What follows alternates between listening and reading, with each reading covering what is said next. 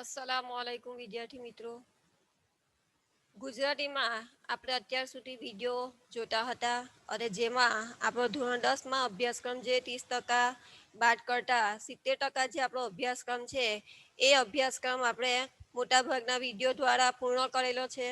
હવે ફરી આપણે અહીંયા શરૂઆત કરીએ વૈષ્ણવ વજન કાવ્ય. એ પહેલા વિદ્યાર્થી મિત્રો એક તમને સૂચના આપું કે જો ગમે તે 1 થી 8માં હોય કે 9માં માસ પ્રમોશન કદાચ મળી જશે, પણ તમારે એક વાત ચોક્કસ છે કે બોર્ડના વિદ્યાર્થીઓએ બોર્ડની પરીક્ષા આપવાની છે. ખ્યાલ આવ્યો? એટલે આ તમારા માટે નક્કી છે કે ભાઈ તમારે પરીક્ષા આપવાની છે. એટલે જો તમે નિષ્ક્રિય થઈને બેસી રહેશો એમાં કોઈનું કંઈ જવાનું નથી. શિક્ષકોનું એમાં કંઈ બગડવાનું નથી, બગડશે તો તમારું જ બગડશે. એટલે મહેરબાની કરીને વિદ્યાર્થી મિત્રો ઓનલાઈન તમને જે પણ કંઈક ભણાવવામાં આવે એ તમે ઓનલાઈનમાં હાજરી આપો. એવું તો છે જ નથી કે તમારી પાસે મોબાઈલ નથી, બરાબર? એ બહાનું તમે કરી નાખો કે મેડમ મોબાઈલ નથી કે સર મોબાઈલ નથી. તમારા દરેકના પાસે મોબાઈલ છે, બરાબર? ભલે તમારી પાસે મોબાઈલ નથી, તમે પપ્પાના મોબાઈલમાં જુઓ છો તો પપ્પા ઘરે આવ્યા પછી જો તમે જુઓ તો પણ અમને ખ્યાલ આવે કે ભાઈ તમે લેસન જોયેલું છે, બરાબર? એટલે પરીક્ષા તમારે આપવાની છે, તમારે તૈયારી કરવાની છે અને પરીક્ષામાં તમારે જ લખવાનું છે. અમે લખવા આવવાના નથી. ખ્યાલ આવ્યો? અને જો રિઝલ્ટ ઓછું આવશે તો એ તમારે ભરપાઈ કરવું પડશે. એના કરતાં તમારું વર્ષ ન બગડે એના માટે તમે ઓનલાઈન જે કંઈ તમને લેક્ચર ભણાવવામાં આવે છે એ તમે હાજરી આપો. અને ઘરે પણ ફક્ત એમ નહીં કે ભાઈ ચાલો 5 તાસ અથવા તો 2 કે 3 પિરિયડ જે લેવાય છે અને આપણે ભણી નાખ્યું, પણ વિદ્યાર્થી મિત્રો એના માટે તમે ઘરે તૈયારી કરતા રહો. ખ્યાલ આવ્યો? તો એના માટે હું તમને ગુજરાતી વિષય માટે કે ભાઈ આપણું જે સેક્શન ડી વિભાગ છે, ખ્યાલ આવ્યો? સેક્શન ડી વિભાગમાં આપણે તમને 9મા ધોરણમાં મેં બધું શીખવાડ્યું છે. ખબર છે કે ભાઈ એમાં આપણે વિચાર વિસ્તાર આવે છે, પત્ર લેખન આવે, ત્યાર પછી આપણે અહેવાલ લેખનની પણ તમને સમજ 9મા ધોરણમાં આપેલી છે.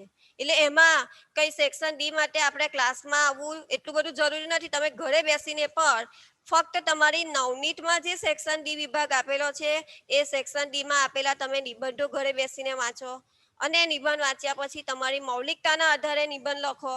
ખ્યાલ આવ્યો? એમાં અહેવાલ પણ આપણે 9મા ધોરણમાં શીખી ગયા કે ભાઈ અહેવાલ હંમેશા ભૂતકાળમાં જ લખાય. એટલે આ તમારી જે એકમ કસોટીના પેપરો આવે છે એમાં તમે ખબર હવે અલ્લાહ જ જાણે કે ભાઈ તમે મોઢે લખો છો કે પછી તમે અંદર જઈને બેઠો ઉતારો કરો છો, બરાબર? અમે તો જે લખાણ એના માર્ક્સ અમે આપી દઈએ છીએ. એટલે તમારા 25માંથી કાં તો ગુજરાતીમાં 24 કે 23 કે 25માંથી 25 માર્ક્સ આવે તો એમાંથી તમારે ખુશ થવાની કોઈ જરૂર નથી. પણ તમારી જાતને પહેલા પૂછો કે એમાંથી તમે તમારી મૌલિકતામાં કેટલું લખેલું છે, બરાબર? એટલે સેક્શન ડી તમારે નવનીતમાં તમને જે આપેલો છે એમાંથી આવેલા અહેવાલ વાંચો, નિબંધો વાંચો, વિચાર વિસ્તાર પણ મેં તમને શીખવાડેલો કે ભાઈ આપણે 3 ફકરા પાડીને વિચાર વિસ્તાર લખવાનો છે. એમાં તમને સમજાયેલું કે પ્રથમ આપણે એનો અર્થ આપવાનો છે, બરાબર? બીજામાં ફકરામાં આપણે સમજૂતીમાં એને વિસ્તૃત લંબાવીને એનામાં આપણને શું કહેવા માંગે છે તે લખવાનું છે. અને એ વિચાર વિસ્તાર પરથી આપણને શું શીખ મળે છે એનો ઉપસંહાર કરીને 3 ફકરામાં જ આપણે વિચાર વિસ્તાર લખવાનો છે. આ પદ્ધતિ પણ ધોરણ 9માં મેં તમને શીખવાડેલી છે. છતાં પણ તમે શું કરો છો? નવનીતમાંથી સીધો ઉતારો કરીને લખી નાખો. જો તમારે બોર્ડમાં ગુજરાતીમાં સારા માર્ક્સ લાવવા હશે, તમને જે મેથડ સમજાવી છે એ મેથડથી તમારે વિચાર વિસ્તાર પણ લખવાના છે. અહેવાલ લેખન લખો તો જે વિષય પર આપણે અહેવાલ લખવાનો છે એનું શીર્ષક અવશ્ય લખો, બરાબર? માની લો કે તમને એમ પૂછાયું કે ભાઈ આપણે શિક્ષક દિનનો આપણે અહેવાલ લખવાનો છે તો આપણે ઉપર લખો કે ભાઈ શિક્ષક દિનની ઉજવણી. ખ્યાલ આવ્યો? એટલે આ રીતે શીર્ષક પર તમારે મોટાભાગના વિદ્યાર્થીઓ અહેવાલ લખી નાખે છે પણ ઉપર શીર્ષક આપતા નથી. તો શીર્ષક લખવું જરૂરી છે. શીર્ષક તમારો 1 માર્ક્સનું રહેશે. ત્યાર પછી આપણે સંક્ષેપીકરણ. સંક્ષેપીકરણ એ આપણે સમજાવવાનું બાકી છે કારણ કે ધોરણ 9માં આપણે સંક્ષેપીકરણ આવતું ન હતું. પણ સંક્ષેપીકરણ એટલે એના નામ પરથી જ આપણને ખબર પડે કે ભાઈ આપણને જે ફકરો આપેલો છે એ ફકરામાં આપણને શું મેઇન વસ્તુ છે એનો જે આપણને ફકરો આપેલો છે એના ત્રીજા ભાગમાં એને ટૂંકાવવાનો છે. ત્યારે અત્યારે મેં એકમ કસોટીના પેપરો ચેક કર્યા તો એમાં જોયું કે મોટાભાગના વિદ્યાર્થીઓએ શું કરેલું છે કે એના વિસ્તૃત એટલે કે લાંબો ફકરો બનાવીને લખેલું છે. આપણે એને લાંબો નથી લખવાનું, લંબાણપૂર્વક નથી લખવાનું, પણ એનો માની લો કે તમને 15 લીટીમાં ફકરો આપેલો છે તો એનો ત્રીજા ભાગમાં એટલે કે 5 લાઈનમાં આપણું એ સંક્ષેપીકરણ થવું જોઈએ. ખ્યાલ આવ્યો? એમાં આપણે એને 4 થી 5 વાર વાંચવાનું છે. એમાં જે મહત્વના મુદ્દા છે એ મહત્વના મુદ્દાઓને આપણે ટાળવાના છે અને પછી એમાંથી આપણે ગુજરાતીમાં જે સમાસ શીખ્યા એ સમાસના આધારે આપણે એને ટૂંકાવી અને એનો ત્રીજા ભાગમાં આપણે એને સંક્ષેપીકરણ કરવાનું છે. ખ્યાલ આવ્યો? અને એમાં પણ આપણે શીર્ષક આપવું આવશ્યક છે. એટલે આ તમને સેક્શન ડી વિશેની માહિતી મેં પહેલા તમને સમજાવી દીધી છે. એટલે સેક્શન ડી તમારું ઘરે તમે જેટલો સમય રહો છો એટલા સમયમાં સેક્શન ડી માટે મેડમની જરૂર નથી.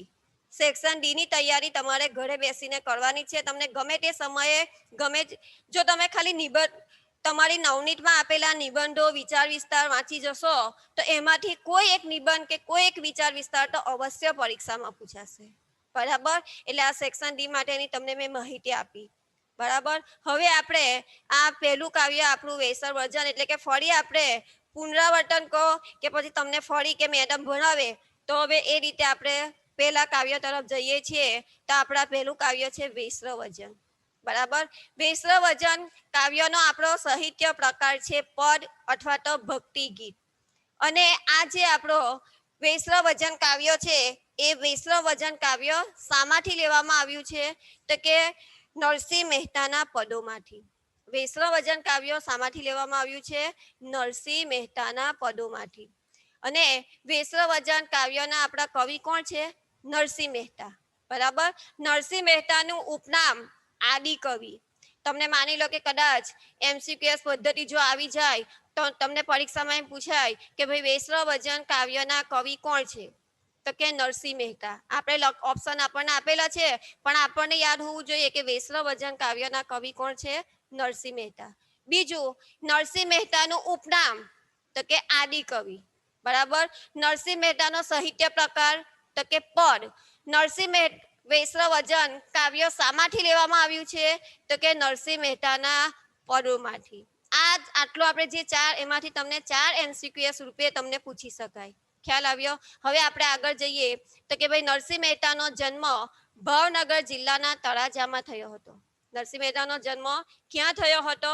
તમને નીચે ઓપ્શન આપે, જો જિલ્લો આપેલું હોય તો આપણે ભાવનગર અને ભાવનગર જિલ્લાના કયા ગામમાં તો કે તળાજા. લીટી એક છે પણ એમાંથી જો કદાચ MCQ પદ્ધતિ આવી જાય તો તમને MCQમાં બે રીતે તમને પ્રશ્ન પૂછી શકાય કે ભાઈ નરસિંહ મહેતાનો જન્મ કયા જિલ્લામાં થયો હતો તો કે નરસિંહ મહેતાનો જન્મ ભાવનગર જિલ્લામાં.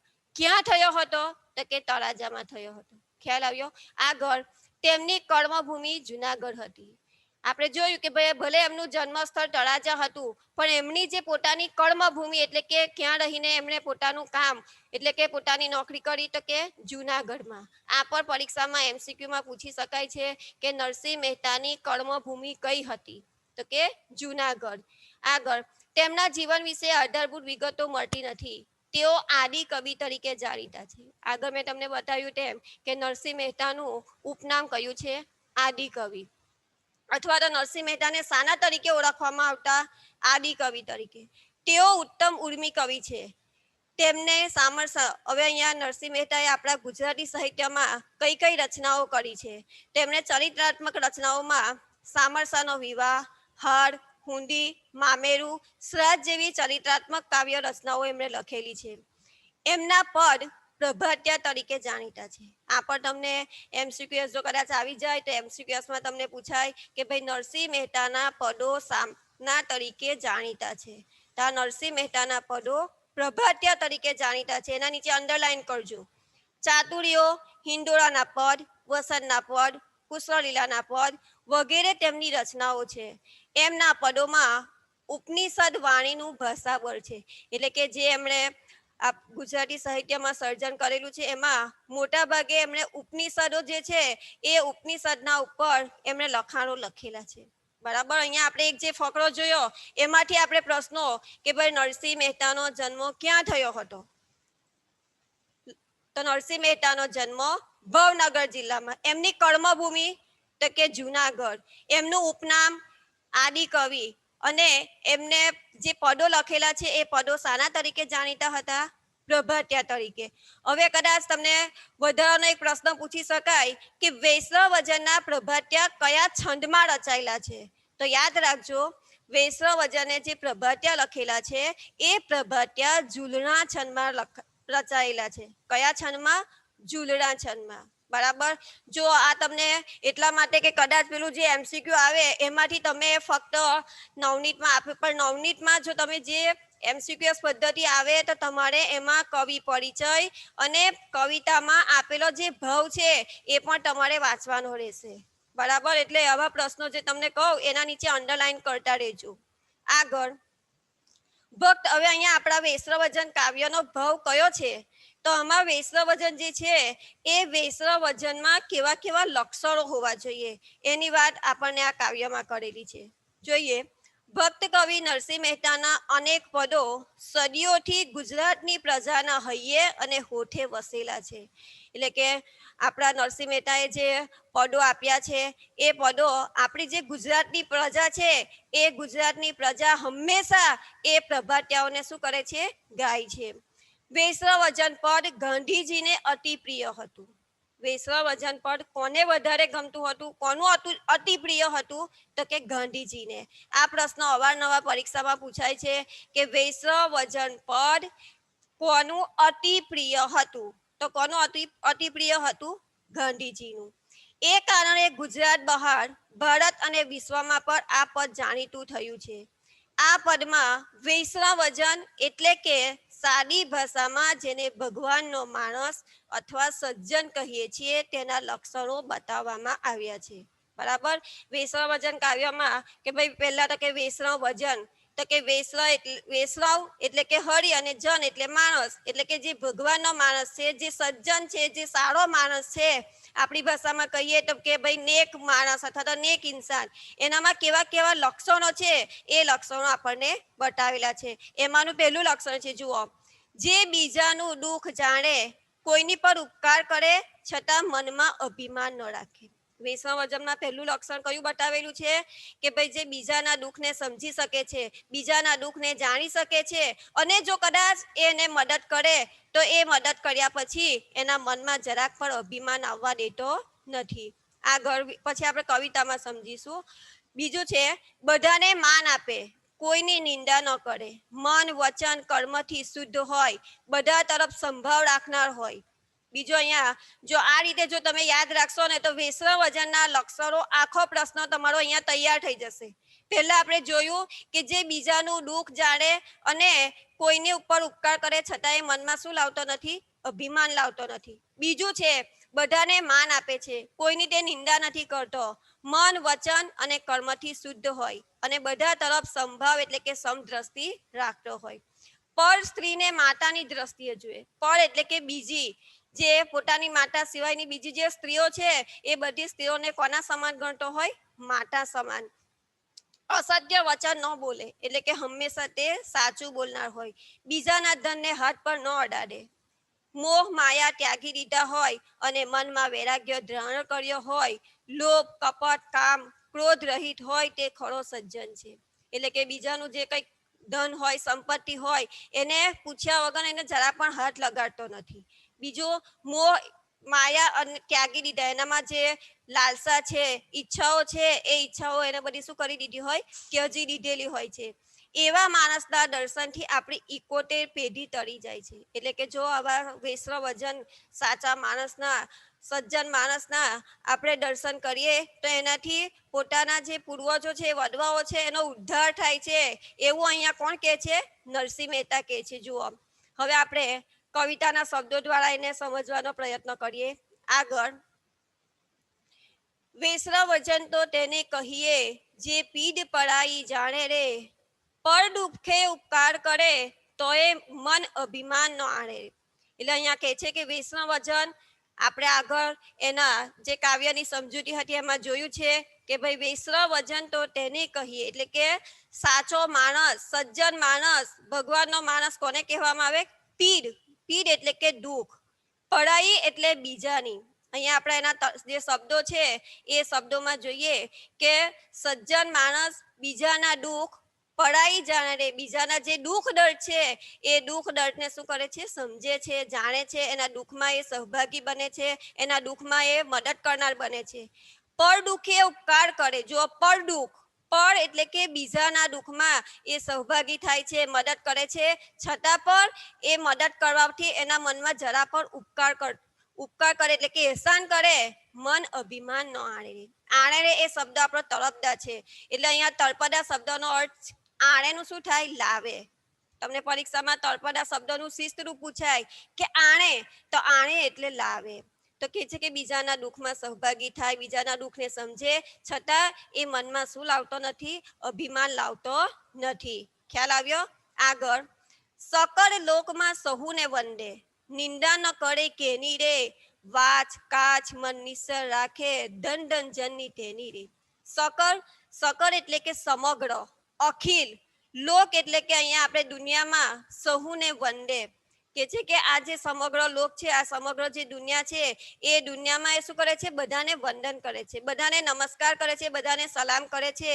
નિંદા ન કરે કેરી રે, એ કોઈની પણ નિંદા, ઈર્ષ્યા, અદેખાઈ કરતો નથી. વાચ કાચ મન નિસર રાખે. વાચ એટલે વાણી. આ તમને તળપદા શબ્દ છે અથવા તો શબ્દના અર્થમાં પૂછાય કે ભાઈ વાચ, વાચ એટલે વાણી, કાચ એટલે કે ચારિત્ર, મન એટલે કે પોતાનું હૃદય, નિસર રાખે એટલે કે એ શું રાખે છે, પવિત્ર રાખે છે. કવિ કહે છે કે ધન ધન જનની તેની રે. જનની એટલે માતા, જનની એટલે માતા. તો અહીંયા કવિ કહે છે કે જે આ સકળ લોક એટલે કે વિશ્વમાં બધાને વંદન કરે છે, કોઈની નિંદા કરતો નથી, તે પોતાની વાણી, ચારિત્ર અને મનને પવિત્ર રાખે છે, એવી માતાને ધન ધન એટલે કે ધન્ય ગણે છે. અહીંયા કવિ કેવી માતાને ધન્ય ગણે છે કે જે આ વૈષ્ણવજન વ્યક્તિ છે એ વૈષ્ણવજનની માતાને શું કરે છે, ધન્ય ગણે છે, કે ભાઈ જેને આવા પોતાના બાળકને જન્મ આપ્યો છે. બરાબર? એટલે અહીંયા વૈષ્ણવજનના આપણે 2 અક્ષરો પૂરાથી આગળ, સમદ્રષ્ટિ ને તૃષ્ણા ત્યાગી, પર સ્ત્રી જેને માત રે, જીહવા થકી અસત્ય ન બોલે, પર ધન નવ જલે હાથ રે. સમ એટલે કે સમાન દ્રષ્ટિ, જેના દરેકના પ્રત્યે સરખી જે દ્રષ્ટિ, તમને પરીક્ષામાં શબ્દ સમૂહ માટે એક એક શબ્દમાં પૂછાય કે દરેકના પ્રત્યે સમાન દ્રષ્ટિ રાખનાર અથવા તો રાખવી તે, તો શું કહેવામાં આવે, સમદ્રષ્ટિ. ને તૃષ્ણા ત્યાગી, તૃષ્ણા એટલે કે એને કોઈ પણ જાતની લાલચ હોતી નથી, લાલચ ત્યાગી એટલે કે એની અવગણના કરી હોય. બરાબર? દરેકના પ્રત્યે સરખી દ્રષ્ટિ રાખતો હોય અને આ જે લાલચ છે એ લાલચને એને તૃષ્ણાનો શું કર્યો હોય, ત્યાગ કર્યો હોય. આગળ, પર સ્ત્રી જેને માતરે, પર એટલે કે બીજી સ્ત્રી, જેને માત, માત એટલે માતા, માત એટલે માતા, બીજી સ્ત્રીઓને પણ પોતાની માતાને જે દ્રષ્ટિથી જોતો હોય છે એ જ દ્રષ્ટિથી એ બીજી સ્ત્રીઓને પણ જુએ છે. આગળ, જીહવા થકી અસત્ય ન બોલે. જીહવા એટલે જીભ. તમને પરીક્ષામાં શબ્દનો અર્થ પૂછાય કે જીહવા, તો જીહવાનો અર્થ શું થાય, જીભ. તે કદાપી જીભથી અસત્ય એટલે કે જૂઠું બોલતો નથી, તે હંમેશા કેવું બોલે છે, સાચું બોલે છે. પર ધન નવ જાલે હાથ રે. પર ધન એટલે કે બીજાના ધનને, બીજાની સંપત્તિને તે હાથ પણ અડાડતો. જાલે એટલે પકડવું. આ પણ તમને પરીક્ષામાં તળપદા શબ્દમાં પૂછાય કે ઝાલવું, તો ઝાલવું એટલે પકડવું. બરાબર? આગળ, મોહ માયા વ્યાપે નહીં, તેને દ્રઢ વૈરાગ્ય જેના મનમાં રે. મોહ એટલે કે આ બધી જે ઈચ્છાઓ છે, ઈચ્છાઓ એટલે કે પોતાની જે વાસના હોય છે એને શું કરે છે, મોહ માયા વ્યાપે નહીં. એના હૃદયમાં જે દુનિયાની જે સંપત્તિ છે, મોહ માયા છે, એ મોહ માયા એના હૃદયમાં વસેલી હોતી નથી. ફક્ત એના હૃદયમાં શું હોય છે, વૈરાગ્ય ભાવ એટલે કે ભક્તિ ભાવ જ એના મનમાં આપણને જોવા મળે છે. આગળ, રામ નામ શું તાળી રે લાગી, સકળ તીરથ તેના તનમાં રે. તાળવી એટલે કે એકતાન થવું, એટલે કે એને તીવ્ર ઈચ્છા શાની હોય છે, ફક્ત રામના નામની જ, એટલે કે એ પ્રભુની શું કરતો હોય છે, હંમેશા ભક્તિ કરતો હોય છે. એટલે કહે છે કે એને આ જે દુનિયાની સંપત્તિ છે, મોહમાયા છે, એની જરા પણ એને પડેલી હોતી નથી. સકળ તીરથ તેના તનમાં રે, એટલે કે આ જે તીર્થો કરે, યાત્રાઓ કરે, એ બધી યાત્રાઓ જ એના તન એટલે શરીર, હૃદયમાં, શરીરમાં, દિલમાં વસેલી હોય છે. આગળ વડ લોભી ને કપટ, આ તમને તાળી રે લાગવી એક તમને પરીક્ષામાં રૂઢિપ્રયોગમાં પૂછાય કે તાળી લાગવી એટલે કે એકટાણ થવું અથવા તો લગ્ની લાગવી, બરાબર. તાળી લાગવી એટલે એકટાણ થવું અથવા તો શું થશે કે ભાઈ એની તીવ્ર ઈચ્છા થવી. વણ લોભીને કપટ રહિત છે, કામ ક્રોધ નિવાર્યા રે, ભલે નરસૈયા તેનું દર્શન કરતા કુળ ઇકોટેર ટાળ્યા રે. વણ લોભી, વણ એટલે વગણ, જો આગળ તમને વડ એટલે વગણ, લોભી એટલે કે લોભ. આપણે આગળ જોયું તેમ કે ભાઈ એના હૃદયમાં કોઈ પણ જાતનો લોભ હોતો નથી. કપટ રહિત એટલે કે કપટ એટલે કે ખરાબ કામમાં પણ એ સંડોવાયેલો અથવા તો વ્યાપેલો રહેતો નથી. કામ ક્રોધ, કામ એટલે કે આ જે એમના યાચનાઓ છે એ યાચનાઓ, ક્રોધ એટલે કે ગુસ્સો, એ બધો શું કરતો હોય છે, દૂર કરતો હોય છે. ભલે નરસૈયો તેનું, અહીંયા છેલ્લે નરસિંહ મહેતા ભણે, અહીંયા ભણે એટલે ભણવું નહીં, પણ એનો અહીંયા અર્થ શું થશે, કહેવું. ભણે એટલે કહેવું. અહીંયા નરસિંહ મહેતા કહે છે કે ભણે નરસૈયો તેનું દર્શન કરતા કુળ ઇકોટેર ટાળ્યા રે. અહીંયા કુળ ઇકોટેર ટાળવા, આ પણ તમને પરીક્ષામાં રૂઢિપ્રયોગમાં પૂછાય છે કે ઇકોટેર કુળ ટાળવા, તો કે છે કે વડવાઓનો શું કરવું કે ભાઈ એના કુળનો ઉદ્ધાર કરવો, બરાબર. તો કે છે અહીંયા નરસિંહ મહેતા કે વૈષ્ણવ વજનના દર્શન કરવાથી આપણે જાણે કે આપણા ઇકોટેર કુળને તાર્યા હોય, એને ઉદ્ધાર કર્યો હોય એવું અહીંયા નરસિંહ મહેતા કહે છે. તો અહીંયા આ પ્રથમ કાવ્યમાં મોસ્ટ આઈએમપી પ્રશ્ન છે તમારો કે વૈષ્ણવ વજનના લક્ષણો કયા કયા છે, બરાબર. આ તમને પરીક્ષામાં 3 માર્ક્સના 7-8 વાક્યના પ્રશ્નોમાં પૂછાય કે વૈષ્ણવ વજનના લક્ષણો કયા કયા છે. હવે તમને ખ્યાલ આવી ગયો હશે. આ જે આપણું કાવ્ય છે એ કાવ્ય શા માટે લેવામાં આવ્યું છે, એ છેલ્લે આપણને આપેલું છે કે નરસિંહ મહેતાના શ્રેષ્ઠ પદમાંથી, બરાબર.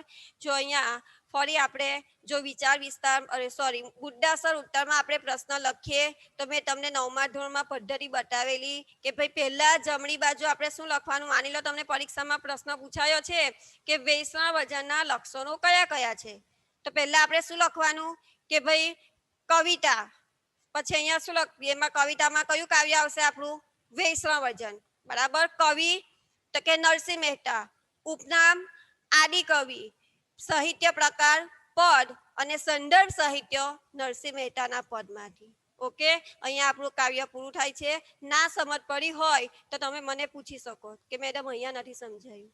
એમાં આવતા શબ્દ સમૂહ, તળપદા શબ્દો અને રૂઢિપ્રયોગોની પર આપણે માહિતી મેળવી લીધી. ના સમજ પડે તો પૂછી લો.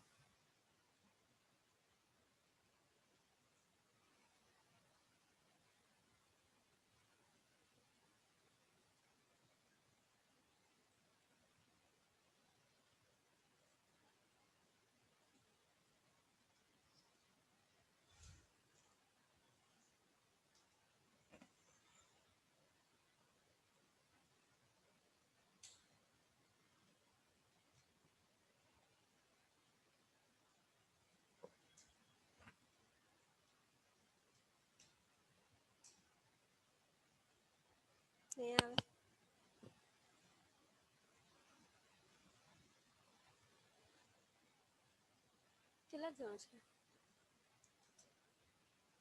લુલા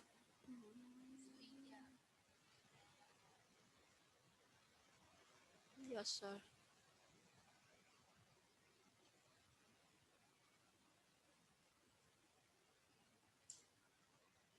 તડકી ક્યાં ગઈ? તડકી કે મેડમ?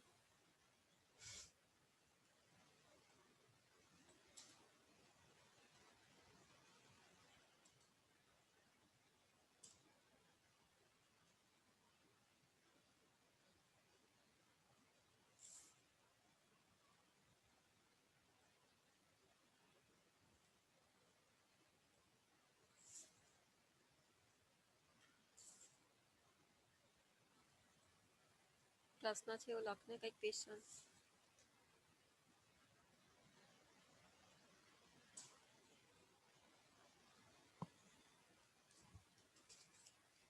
પ્રશ્ન લખાય ને.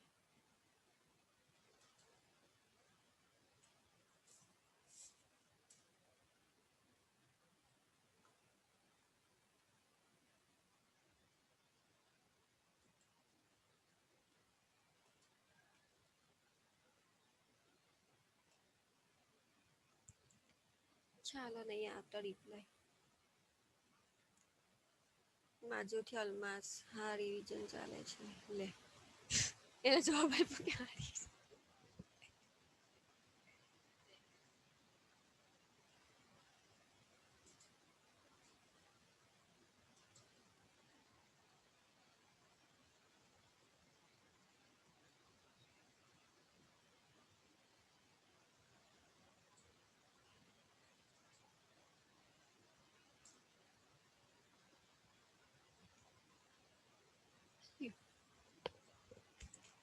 ચાલો ઓકે ચેક નથી કઈ એવી પ્રશ્ન તો આપણે છૂટા પડીએ પછી